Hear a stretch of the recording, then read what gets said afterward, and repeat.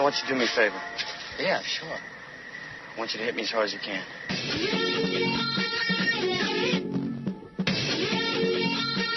You're entering a world of pain.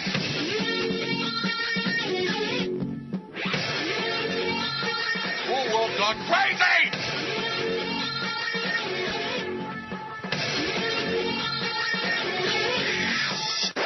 Fellas, think we could listen to the radio or something? Radio? Who needs the radio? Let's get to it. Cause I got nothing to do. The bad. The evil. We are back live. It is a Friday. And if you got nothing to do, welcome back, folks. This is Nothing to Do Radio with Bryan Gill. I am your host. We're going to be covering topics from everywhere from the light and fun to maybe the darker and more heavy. We go all over the place, baby.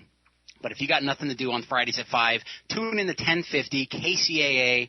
You'll hear this voice. Or you can even check out my website, NothingToDoRadio.com. You guys, go there now. Not only can you learn a little bit about myself and the show, you can even stream the show right through the website.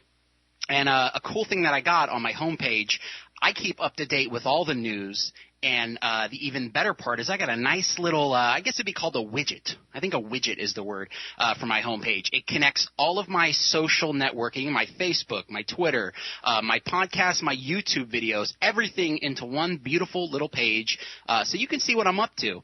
And like today, I mean, we're going to be covering the Zimmerman trial.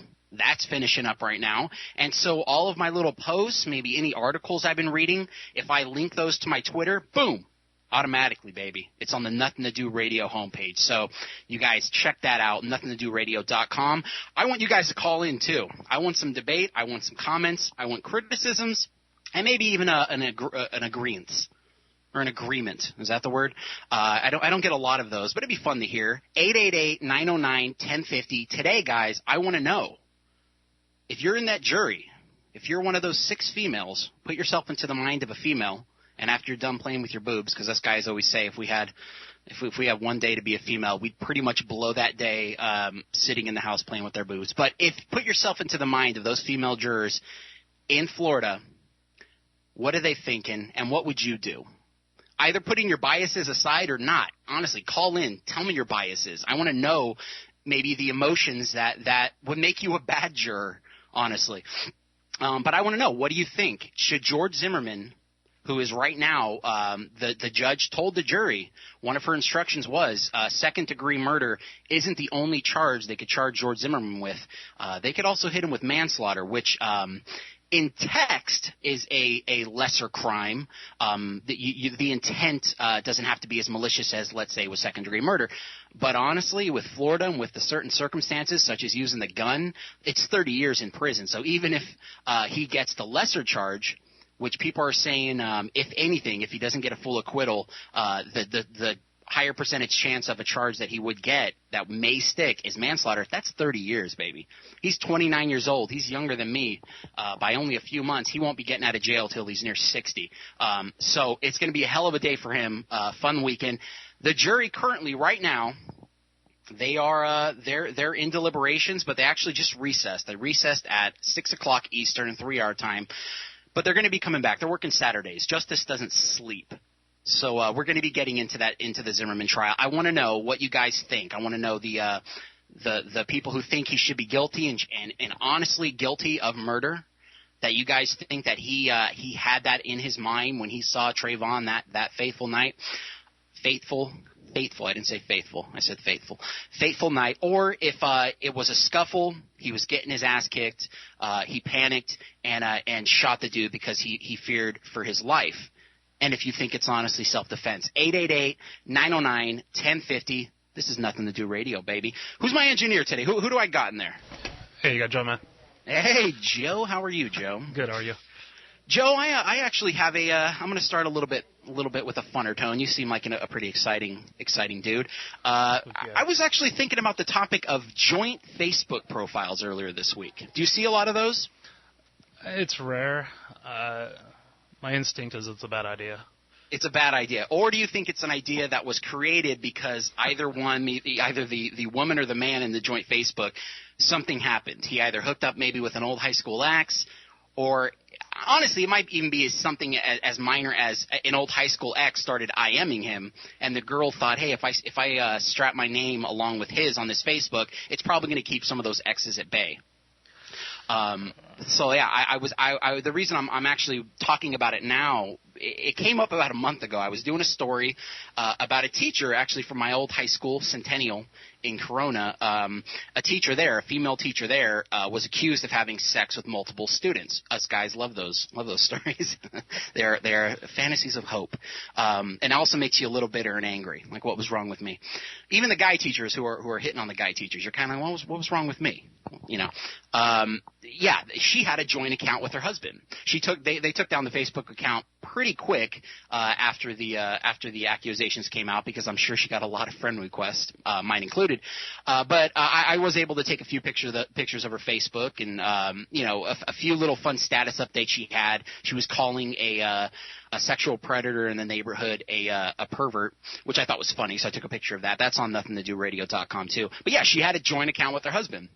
And she kind of put up which I guess a lot of people on Facebook do, but she painted this picture, this beautiful storyline of a wonderful marriage. You know, she had a great marriage. She was very happy with her husband and her kids. Everything was my husband the hero related. It was almost like nothing could go wrong, where you kind of got to know something's happening here.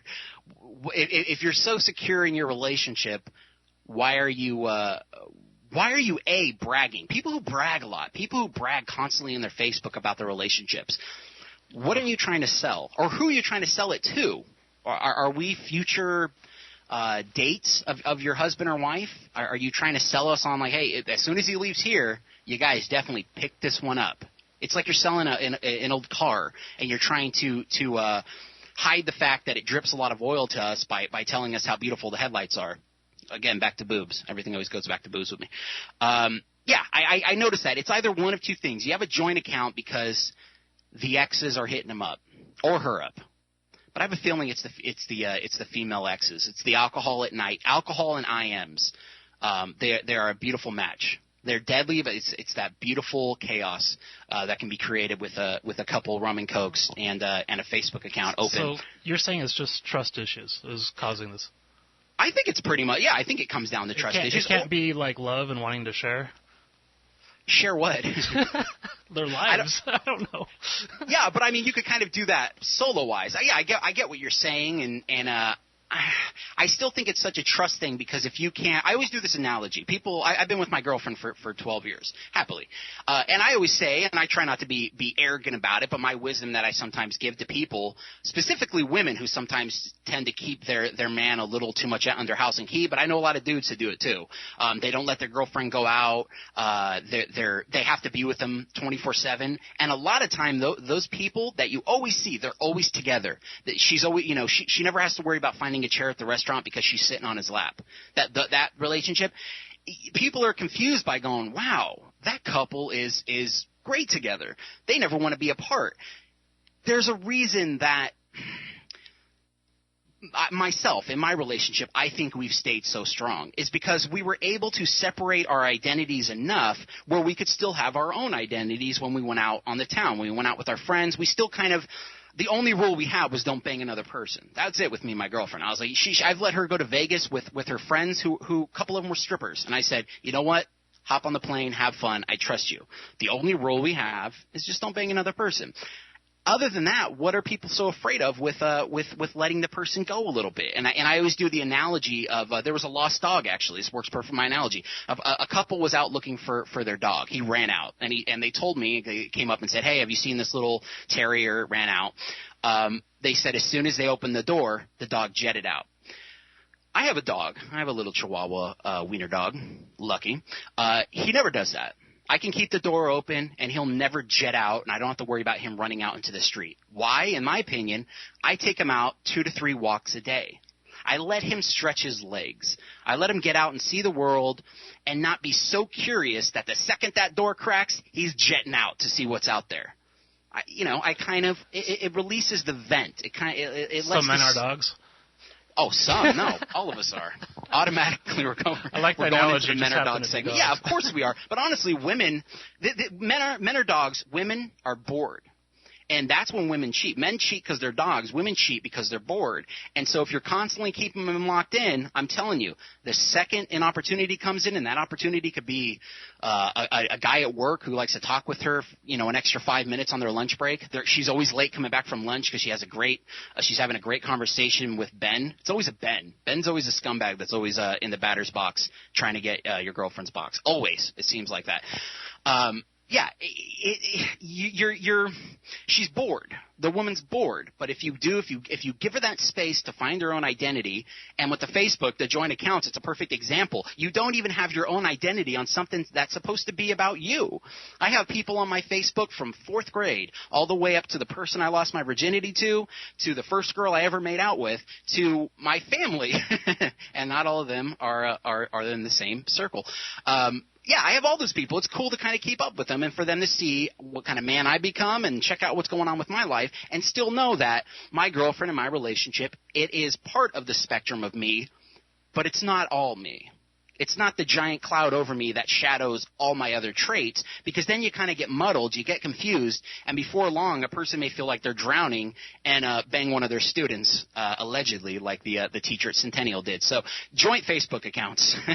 I don't know. A funny thing that I think literally the only 2 reasons you're doing it is because you're superficially bragging about something that may not be that strong underneath with its foundation, or you're keeping those exes at a nice standstill. You're keeping that as soon as they click on your name on the right side of your Facebook as soon as they see Bryan and Janice, there's probably a good chance that X isn't going to initiate the conversation, because the conversations usually are like, hey, remember when and then they talk about having sex in a park when you're 15 or something weird. They're bored in their marriage or something, so they want to bug you. That's a whole other thing. People can be bored on the other side, but that's the fun light part that we're talking about on Nothing to Do Radio. On to the darker. Careful. I'm all about the dark. I shouldn't be saying that right before I'm getting into a race-driven court case. But I want to take race almost out of this, and I know it's almost impossible to say, and I know it's almost cliche for me to say that. I know a few weeks ago I wanted people to call in and argue against same-sex marriage without using religion. Without using religious arguments, without using things that pertain to this is against my beliefs, and my beliefs smash yours. I wanted people to do that, and honestly, people tried. They tried. You listeners tried to call in and do it, but it still usually came down to, listen, it's against my beliefs. I don't like it. I want to try to do this. I want to try to talk about the Zimmerman case without using just straight racism. That's already it's shoved around everywhere. You turn on any NBC, CNN, HLM, which I've been watching. It's already race driven, and it tends to be the people on there, the white rich liberal media, telling me how dare I be such a racist that I am. Never really attacking it from the other side, which honestly I don't care. It doesn't affect me either way. I know that Trayvon has now, it's basically been confirmed that he called Zimmerman a cracker. I didn't go to Twitter and start going crazy and saying we need to march. He was angry. I accepted that Trayvon was angry, and he was worried about a dude following him. 888-909-1050. This is where we're going. We're going darker. We're going to the Zimmerman case. I don't like George Zimmerman, personally. I find him smug. The weight gain for some, just on a personal level, bothers me, because they were even showing during the prosecution closing arguments, they were showing the Hannity interview that he did last year, and he's minimum 50 pounds lighter, and it just bugs me. It just bugs me when somebody kind of just lets themselves go before a trial of a century. I don't know. I tend not to. He's getting beat up, bit off a little bit more than he could handle, and he had an equalizer on his waist and decided to end the fight right there. I don't like him. But, and here's the big but, and I want to start that off by letting you guys know I'm trying not to look at personal race issues that would affect me in my life, that biases that I picked up throughout my 30 years. I'm trying to just look at evidence and look at the case that the prosecution has brought forward against George Zimmerman and George Zimmerman's story, which he's sticking with, and not only sticking with, but it tends to be what a lot of the experts are honestly saying seems to have happened. Think about that. Think about what I just said. Beyond what the media has told us, that he was George Zimmerman was saying racist things about Trayvon on the 911 tape, which have turned out to be wrong. He never called him a coon. He never said anything remotely racist. He did call him a punk, or he said these effing punks always get away. And when asked by the operator, the non-emergency police operator, what does he look like? Is he black, white, or Hispanic? He answered black. Again, not racist. If he would have just blurted it out, if he would have just said, hey, there's a black dude, even that I'd say isn't racist. And actually, that's a pretty good point. What's the difference between racism and profiling? 888-909-1050. That's one of the many questions, scenarios that I'm going to bring up, because I'm not just going to attack something completely one-sided. I right now open up on my iPad. I have CNN's website, I have Yahoo News' website, and I have Fox's website. Fox's website, almost strictly, people are saying even Trayvon Martin, if he was alive, he wouldn't have been able to give a good defense in court. They're completely on Zimmerman's side. For whatever reason, they picked that side. Maybe it's the counter CNN side, who on their website, it's all prosecution had a great closing case. Oh, I love their style. I love the prosecution's style of not using evidence in his closing arguments. That's not really his style. His style is bringing up scenarios and what ifs to the jury. That's his style. Well, honestly, I don't really think that's his style. I don't think he has a choice. I think that, honestly, the prosecution and what even the defense is telling the jury not to do, the prosecution is trying to fill in blanks in the jury's mind. It's trying to have the jury create a storyline in the middle of where evidence should be. There's a thing here in point A and a thing here in point C, and no evidence in point B. So what the prosecution's doing is saying, what if at point B this happened? Think about that. Have you thought about that? And he brought up 20 different scenarios. Now, honestly, I don't really know if that's the right way to do it, because you're trying – honestly, think about it. You're trying to put a man in jail for 30 years, and you're telling the person – you're telling the people who are going to make that decision, well, what if he did this? I mean, what if honestly he did about sending a dude to jail for 30 years? I don't know if that was the best case, but honestly, I don't really think they had a lot to work with. Again, back to my statement. George Zimmerman's story. And his story so far is he was I think he said he was driving to the store, or he was checking on a street sign or something, and he saw Trayvon. He saw a suspicious African American walking around in the rain with his hoodie on. And it was just suspicious. The word is just suspicious. Does Zimmerman's reasons matter why he thought it was suspicious? Maybe. Again, that goes back to profiling, and I think that is the difference between profiling and racism. He profiled, according to Zimmerman, he profiled Trayvon because within his neighborhood, within the past few years, there have been 12 break-ins by young African-American males. This was his reasoning. Good or bad, right or wrong, we know now he was wrong about Trayvon. That we know. Trayvon didn't have a backpack full of crowbars and wire cutters, and he wasn't looking to break into people's houses. He didn't have a ton of drugs on him. He didn't have a weapon on him. He wasn't looking to do harm at that time. But George Zimmerman and the job of Neighborhood Watch says, most of you guys live in neighborhoods, that little yellow sign with the scary Hamburglar character on it, it says report suspicious activity. Now, of course, it goes with saying report crime in progress. Of course you report a crime in progress. We know that. That's, of course, what they're going to do. But the first thing that it says on there before even report crimes in progress is it says report suspicious activity. He called the cops. Zimmerman called the police. Now, I don't know a ton of murderers. Not a ton. I'd say I'm back to Facebook. I have maybe one or two. I don't know. Get a I don't joint know, account. Okay, and they have joint Facebook accounts. No. I don't know many murderers who call the police before they're about to commit a murder, let alone a murder, commit a crime. Who calls the cops and says, I'm thinking about breaking into this house, just letting you guys know what I'm doing, step by step, this is what I'm doing. 888-909-1050, Nothing to Do Radio. Now I'm just talking, I just want to let you guys know firsthand. I'm not 100% on either side. But I almost think that there almost has to be an acquittal. Why? Why does there have to be an acquittal, Brian? All right, well, this new story came out today from the ex-police chief in Sanford. And his statements is, Zimmerman probe was taken away from us.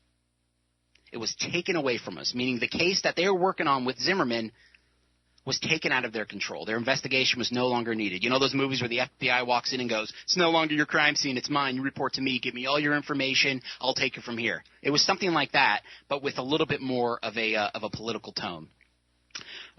This is from CNN. See, I read CNN. You guys can't call me a right-wing wacko. All right, the George Zimmerman investigation was hijacked in a number of ways by outside sources, said the former police chief of Sanford, Florida. Bill Lee, who testified Monday in Zimmerman's second-degree murder trial, told CNN's George Howell in an exclusive interview that he felt pressure from city officials to arrest Zimmerman to placate the public rather than as a matter of justice. Right there defeats everything about what we are in our justice system. Our justice system got punked by political pressure, by activist groups, people with certain biases that they have to act on. Their entire job, NAACP's entire job, is to look into, and some of the times they're right. I've seen them in many cases be right when injustices were done. They looked into them, but that's their job, is to keep an ear open and an eye open for minorities who they feel are not being represented well in the community, or they're being, they're having prejudice against them. So they opened up, and they even caused a pressure on our legal system to do something that they felt there was no reason to bring charges up against. They felt from the evidence they had, and trust me, you don't think the cops do diligence when it comes to evidence? This was a huge case. You don't think one of these cops or this police chief wants to be on the record and be the hero of not only the minority community, but honestly a lot of the white community are against George Zimmerman. He would have been the hero to say, listen, we probed into it further and we saw this guy was a racist. This guy, he prowled and he stalked poor Trayvon, and we looked into it further. We're arresting this dude. We're filing charges against him. We're giving it up to the state attorney. This man will go to trial. The cops said we had nothing to arrest him on. Back to the article. It was relayed to me that they meaning the political powers, that they just wanted an arrest. They didn't care if it got dismissed later. And the police chief says you don't do that. We know you don't do that. You can't kowtow, because now what this is doing. It's already creating in the public's mind, and the people who maybe aren't as crazy about the trial as maybe people like me or people who are members of the media or members of social networking, where this is a kind of a day-to-day thing that they're looking into. They don't know all the facts. They don't know the quiet whispers of the everyday trial, of evidence, of key witnesses, of statements that are made by experts where their opinion. It's not just opinion. It's basically taken as fact because they're experts. They're not looking into any of that. What they hear are the loudest voices of these group leaders, these community leaders. They hear these voices of the media that shout, that yell, that say, this man was a racist. That's what they hear. 888-909-1050. And I don't know. There's a lot of talks of riots if George Zimmerman is acquitted. It scares me. It does scare me. I hopefully won't get so out of control because at least they're warning us. The beauty of Twitter now is every other, hashtag Justice for Trayvon is threatening a riot. So now they're kind of giving us a little bit of it's like a tornado warning in Twister. It's like our Dorothy. Our Dorothy is Twitter. Instead of Twister, it's Twitter. Oh man, movie idea. Hopefully the cops have set up something where the rioting won't get too out of control. But honestly, look at it on the other side. If the police chief, if the people who are investigating this is saying we had nothing to put charges against this man, the only reason charges were brought upon him was because the powers that be told us you got to do something. The public is up in arms. You got to do something. Who cares if he gets acquitted? Who cares? We just got to do something now. If that's the reason that this happened, why wouldn't it be the other way where we as a country, when our system has just gotten snapped into and broken, and there has been a nice little crack in it, when that gets broken and let's say he gets convicted of either manslaughter or second-degree murder, why wouldn't people be talking about riots then? I mean, if anything, as a country, if someone is bullying our way of life and our system, whether good or bad, I heard this really good quote from a judge the other day. He said we're not guaranteed in our court systems. We're only guaranteed the system. We're not guaranteed the results. I love that. We're only guaranteed that the prosecution is going to get their even side out and the defense is going to get their even side out and they're going to be able to rebut. That is the only thing that is guaranteed in our court system is this process. Now, the results, we got that crazy factor of the jury. Emotions can play into, we're all humans, they're not robots. But honestly, if something that had nothing to do with the crime, with the investigation, with any findings, and it was just because the powers that be and certain interest groups were putting pressure and putting their foot on the neck of Sanford Police Department, wouldn't people be talking about rioting there then? That's our whole way of life. I don't know, but we're going to be coming back with this. You guys, I want you guys to call in 888-909-1050. This is Nothing to Do Radio. You guys, let me know. What do you think that jury's thinking? If you were on that jury, I mean, what would you be wanting to come back with? What are you discussing right now? What evidence are you looking at? What evidence are you ignoring? And tell me, what would you do for George Zimmerman? 888-909-1050. Nothing to Do Radio.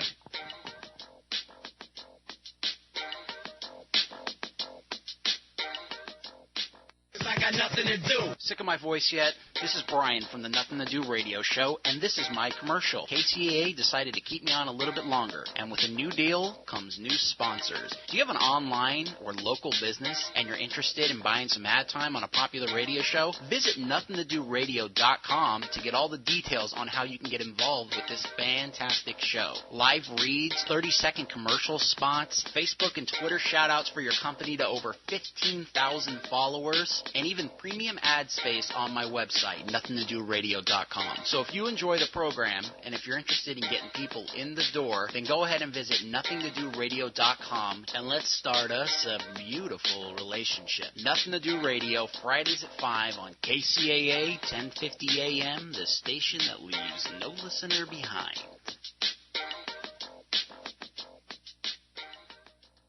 Kcaa.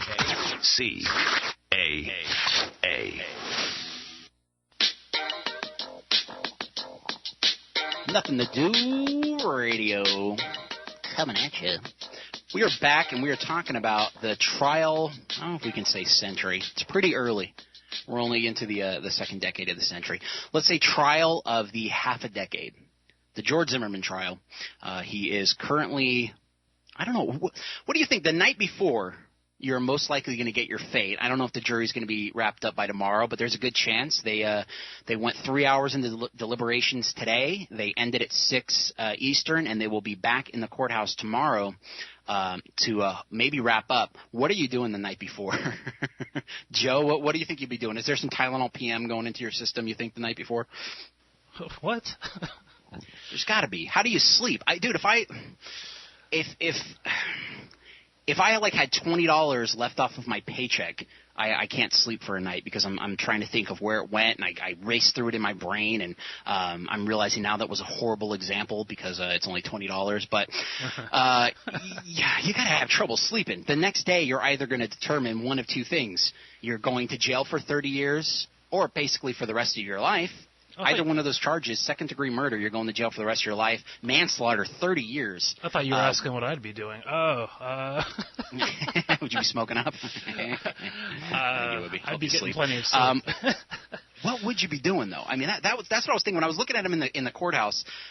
Just seeing the way he blinks. You know, people blink when they haven't had a lot of sleep.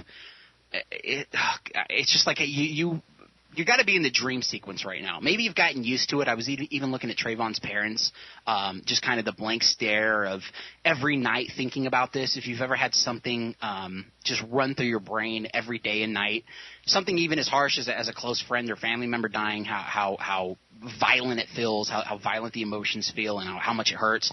And just I don't even think you get over things like that because it fades away. I think you get over it because you've went over it in your brain so many times, and your emotions have been stretched so thin for so long, for so many days, that you kind of just get numb to it and you just get used to it. So, yeah, I do think about that. But the night before, the jury will be back to either put George Zimmerman away or, honestly, even if they acquit him, I have a strange and odd feeling he's going to have a rough time for the rest of his life, at least for the next year or so.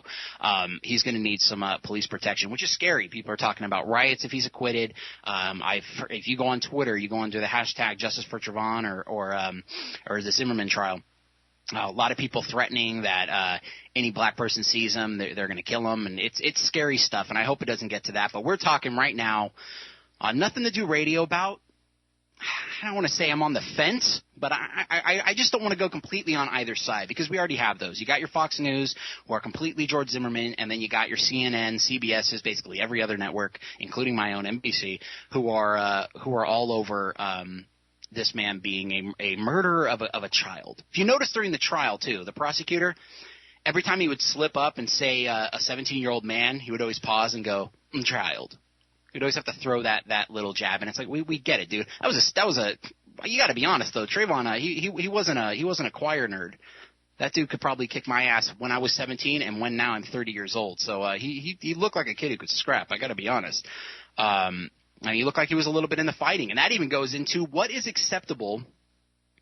What is acceptable to bring into a case when you're trying to make a case for that person's character? Now, earlier this week, they wanted to bring in text messages, photos, and pictures, kind of making Trayvon look like this dude loved to scrap. 888-909-1050. You guys, it's 888-909-1050. If you're in your cars right now and you're shouting or you're lightly nodding your head, hopefully you guys are shouting. The guys who are shouting, the people nodding your head, just keep listening. You're not going to make good radio. But if you're yelling and shouting right now at your speakers, call in, 888-909-1050, Nothing to Do Radio, folks. And go on my website, NothingToDoRadio.com. You'll know a little bit more about how I feel with the Trayvon case, because you'll be able to see all my links that I do for any of the today's stories and news articles that I'm reading. They're all linked to my website, so NothingToDoRadio.com. But we were talking earlier about the difference between racism and profiling. Now, if someone, let's say I have a friend who you can't bring up Arabs around him without him going into a tirade.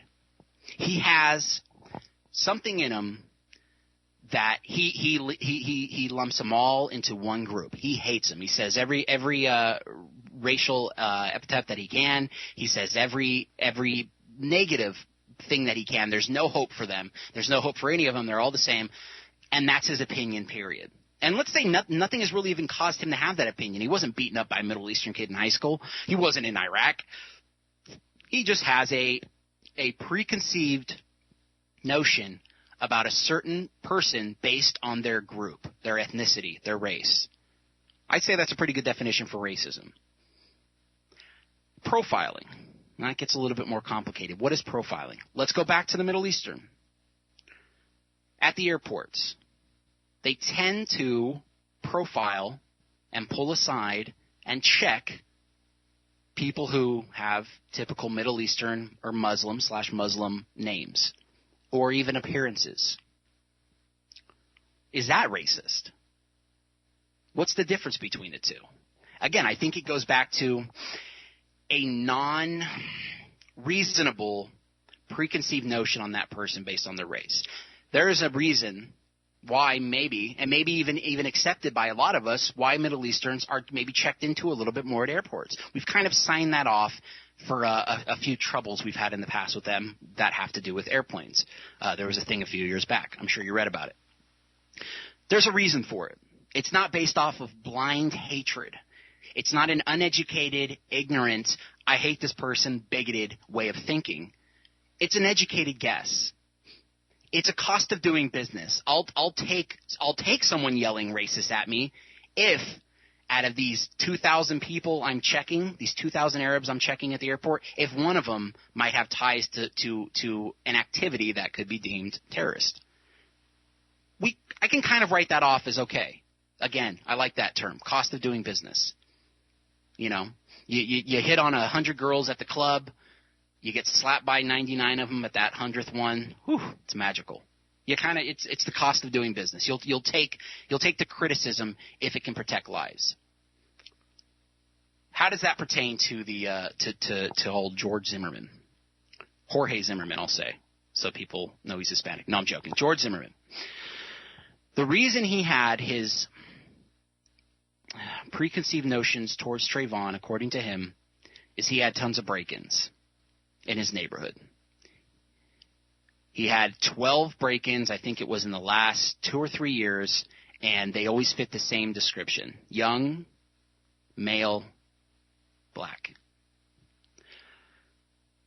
And again, if we can get the other thing, if we can get the Middle Easterns at the airport, the people with the typical Muslim names, if they get checked into a little bit more than 12-year-old Sandra D., can we kind of understand his way of thinking? Not his actions at this point. I'm just talking about what made George Zimmerman suspicious. Now, I don't call the cops. It takes a lot for me to call the cops. I have noisy neighbors who party till 2 in the morning. We did have the cops come last week, actually probably only a few days ago, because they got crazy. They were banging on cars and going nuts, and I still didn't call the cops. I'm just not a person who likes to call the police. If it's not, usually unless my rules, and I've noticed because we had issues with someone who looked like they were abusing their dog, and I kind of took action. My line is normally animal abuse, child abuse, or domestic abuse. If it's a bunch of people partying, cursing, I usually have a time limit before maybe I'll say something, but it's still calling the cops, doing something that has nothing to do with me. They're not affecting me. They're not cursing me out. They're not whistling at my chick when she walks by. They're not harassing my family or my car. It has nothing to do with me. I ain't a rat. That's my way of thinking. That's my lower class upbringing is I don't like to involve the police if I don't have to. George Zimmerman was, and I don't know if he's going to be back on the job, if they're going to let him back on the job, was a neighborhood watch. I don't want to say commander, but he was basically in charge. A lot of the community looked at he was the guy. He was the whistleblower, let's say. And there had been, and it was proven that there was multiple break-ins in the neighborhood. He had that notion. He had that suspicion. And his job, he thought, was to call in suspicious activity. Now, the kid wasn't looking into car windows. He wasn't walking around with a Slim Jim dangling from his belt buckle. He was just a black kid walking home in the rain with a hoodie on because he didn't want to get his head wet. I get it. We get that. I wouldn't call the cops on him. That's not my gig. That's not my job. But if people are depending on me in that neighborhood, that if you see something suspicious, you're the tip of the spear. No pun intended. Shut up. You're the tip. You're the person who's supposed to report this. And let's say he did do something. Let's say Trayvon or another person, let's say they did do something, but George Zimmerman didn't want to report it because he didn't want to get accused of being profiling. Let's say he didn't, and that person did end up doing something, and that's just a crazy scenario and has nothing to do with Trayvon's past or who he is as a person, but just a hypothetical. A lot of hypotheticals coming out in this case. I'd just like to bring out another one. What if he didn't call? How crappy of a neighborhood watch commander would you be if you didn't call in something that you deemed suspicious? 888-909-1050. I was talking about for both sides. Does the past history or items that strengthen or weaken either person's character, either George Zimmerman's character or Trayvon's character, matter? You could look at it as two ways, because some people will go, no, it has nothing to do with what happened that night. Somebody could be completely calm, and you come home, you catch your wife in bed, and you fly off the handle, and you beat the crap out of either your wife or the guy she's banging, or hopefully the girl she's banging, and you go nuts. Some people can fly off the handle. Some people can get angry, and some things can be out of the heat of the moment, and some people lose their temper. So in that way, you can say, no, if Trayvon fought a few times, he's a 17-year-old kid. I got in tons of fights when I was in my teens. I smoked a little weed in my teens. I got suspended like he did. I got kicked out of my home, my mom or my parents' house for a couple weeks here and there. A lot of us go through that type of mischief. It's teenage angst. He look at it as simple as maybe he was from a broken home, and a lot of people, such as myself, from broken homes. You find that those teen years kind of difficult because you kind of seem like you're on your own. You try to be an adult, but you're still underage, so you have to live under certain people's rules, and it can be tough. In this case, I don't think it matters that he had his past in question.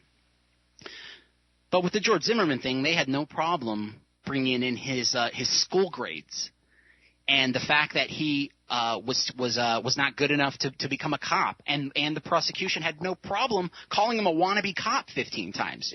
Petty insults that do nothing but paint a picture for this dude's character that he's just a punk little rent-a-cop who wants to be a hero, who wasn't cool enough or wasn't good enough to be a cop, but damn right he's gonna protect his community, hell or high water, and this is the way he was able to do it without the background checks and without the rigorous training by joining the neighborhood watch. Kind of the difference of becoming a priest and going through the trouble and the education and the difficulty it takes to become a priest, not to mention not being able to sleep with girls at least. No, not being able to have sex with women and not being able to be married. Go through that to be able to be a VIP in heaven.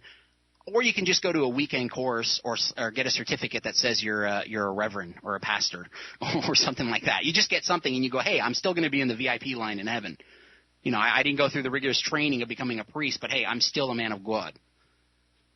So you paint that picture on George Zimmerman. This guy was just a wannabe punk. Seemed like that was accepted. Judge never stepped in and said, hey, Mr. Prosecutor, stop calling him a wannabe cop. You're not 14, drinking in an apartment complex pool, and the security guards come and they kick him out, and you're sitting there going, "Where are you, man? You rent-a-cop? Get out of here, bro!" Stop, prosecutor. Stop calling him a rent-a-cop. But going to the past history, look at it on the other side. Why do we have the 3 strikes law then? Why do we have the 3 strikes law if we can't bring in past instances of something that deems your character a troublemaker? 3 strikes is no problem. If you get 3 DUIs, you ain't getting the same penalty as when you got that first one. It goes without saying. 888-909-1050. This is a nutty case. This is an emotional case. We get a few of these. Seems like every 10 years.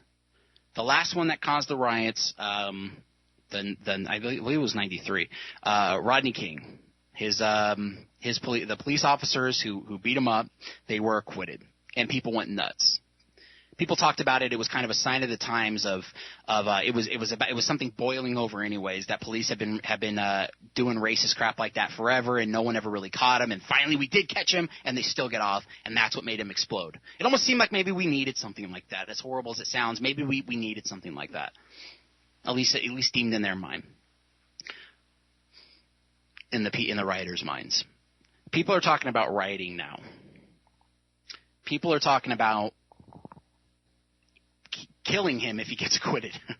almost out of the courthouse, that he should get facial reconstructive surgery, threatening basically that he's never gonna make it out of this place alive. Regardless, he's getting a death penalty is almost what they're saying. Why?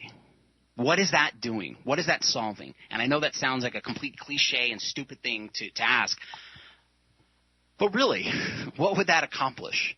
What the mob mentality that almost seems like it's dictating this case from beginning to end, whether it's the media's misreporting to they're firebugs. A lot of the people who've created this case, I'd say the blood's on their hands if anybody riots. They're firebugs. They set a flame, they stepped away, they waited for it to light, and then they look smiling like the Joker at the carnage that it causes, and then take no responsibility. They take no blame. They take no critique on what they were doing, because what they were doing was reporting the news. This is what is going to cause these riots, people. You people who are talking about how mad you are if he gets acquitted. Look at the evidence that was presented. Or actually, look at the evidence that wasn't presented, the evidence that they didn't have, the stories that were confirmed with what Zimmerman said happened. Now, I will go back to what I was saying. I don't like George Zimmerman. I don't think he was 100% truthful in his story. Now, I don't think it was any glaring lies. I don't think it was anything like, he actually punched him George Zimmerman actually punched him first, and he lied and said Trayvon punched him first. I don't believe that was a lie. I think Trayvon punched him first. I just have a feeling. From all the evidence, it looks like Trayvon circled back and initiated a fight, regardless. And you can initiate a fight. You guys can have a scrap, have a fight, and then that's kind of the end of it. Maybe that's probably all Trayvon thought. I don't think Trayvon even wanted to kill him. I don't think Trayvon was on top of George Zimmerman saying, "You're going to die tonight." I think these are all things that Zimmerman was saying to strengthen his case of self-defense, but still self-defense regardless. It has to be self-defense. This is something that I'm not even going to look at what the cops were saying. I won't even right now look at what the witnesses were saying, because maybe they were friends of his, maybe they weren't, maybe they were neighbors, maybe they saw what they saw or they saw something they didn't. I'm not even going to go into the witnesses. I will go into what the medical examiner said. The person who is almost as unbiased as anything. He's looking at a dead body. He's looking at clothing. He's looking at things that we don't get to see, or even when we do see it, we don't see it with the same eyes that he sees it. He sees he can tell from the way clothing was burnt, how the way the bullet hole went through the clothing and the way it was burnt. He knows how the clothes were hanging off the person when they were shot. And this is Dr. Vincent D. Mayo. He was the forensic pathologist and gunshot wound expert. He testified that Martin's gunshot wound was consistent with Zimmerman's story that Martin was on top of him and leaning over him when he was shot. The gunshot evidence indicated that Martin's clothing was from 2 to 4 inches from his body when he was shot, DeMaio said. If you lean over someone, you notice the clothing tends to fall away from the chest. If instead you're lying on your back and someone shoots you, the clothing is going to be against your chest. That's makes sense. Gravity, that old thing. So DeMaio said he examined photographs and the autopsy and toxicology reports and concluded that the evidence was consistent with Zimmerman's statements to police. DeMaio testified the path of the bullet ran from Martin's left side through part of his heart and into the portion of his right lung. The medical evidence is consistent with Zimmerman's statement. This is a guy who doesn't have any political pressure. I work with a lot of men of science. I work with doctors. I know what their philosophies are. Their philosophies are do my profession to the best of my ability and make as little mistakes as possible. Because usually a lot is writing on the outcome of my work, specifically with pathology. I work with pathologists. I work with people who look under a microscope and determine, is all the cancer gone from this person's wound that I just created in their face? I just cut out a 2 by 2 centimeter 50 cent piece from this person's cheek. Now I have to look under the microscope and make sure I removed all of the cancer. Because if I don't, if I'm wrong and I stitch this person up, 2 years later that cancer is going to be growing back in full force. And they're going to have to go back in and cut out even more. Or it could keep growing and the person might say, I'm not going to go back and do this again. I was screwed over last time. I'm just going to try to live out my days, and that cancer is going to keep growing. So medical examiners, the way they think is, I have to make sure I am leaving as little as doubt as possible in my scientific research on what happened. And this pathologist, he's not a cop. He doesn't care about getting promoted or go through the ranks of the political system of becoming the police chief and, I got to get this case and I got to make this case stick. He's not thinking about any of this. He's looking at a piece of clothing. He's looking at a corpse. He's looking at bullet holes. He's looking at perforated chests and hearts and lungs. He's looking at all of that as this jigsaw puzzle that he has to make sure he puts together as perfect as possible, with no edges or jagged edges creeping out, that nothing's not fitting, and he's just – pathologists and people like him, medical experts, forensic experts, they don't get a puzzle piece and when one doesn't fit, they start banging their fist down on it and making it fit. That's not what they do. There's nothing in it for them to do that. Nothing. It's them in the lab. It's them with the evidence. It's no surrounding parties around them telling them, isn't this what you think happened? Now, they might give scenarios. I'm sure Dr. DeMaio was told, listen, this is the story we received. And honestly, I don't know personally if he was told that before or after. I don't know if he'd be told that before, to tell you the truth. That kind of seems like weird protocol because you're automatically putting a bias in that person's head. And sometimes when you get if you already get a story beforehand, even to no fault of your own, when you're doing your research, that's still in your head, that's still in your mind a little bit, and maybe you start filling holes that you normally wouldn't. I doubt that's what happened with him. He was probably told it afterwards. That this is kind of consistent with what happened. His shirt was lying away from him. So just looking at that, not looking at anything else, looking at this medical examiner who seems like he'd be the least biased witness in this. We're not talking about Trayvon's mom going on the stand and saying that's my son's voice, and then George Zimmerman's mom going on the stand and saying, no, that's my son's voice. That's all emotion. That's all stuff. That's all static. And I hate to say that because it is a horrible thing to hear the last recording of what could be your son. That is horrible. But that's the reason that jurors, none of these 6 women have had sons killed. That's the reason. You can't have bias. And sadly, you have to put away those human traits such as sympathy and empathy. You have to look at things straight. But was he personally – he's the only person who can say, I was in fear of my life. No one else can say, well, what I would have done is – or I wouldn't have got out of the car. Was he in fear of his life, and does the evidence support it? Medical examiner says he's got injuries on the back of his head, saying he was getting his head smacked into a concrete.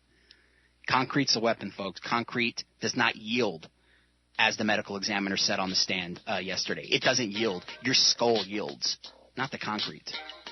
Concrete staying concrete. But this was Nothing to Do Radio. You guys go to NothingToDoRadio.com, 1050 a.m. Kcaa. You guys, it was great talking with you. Talk to you next week.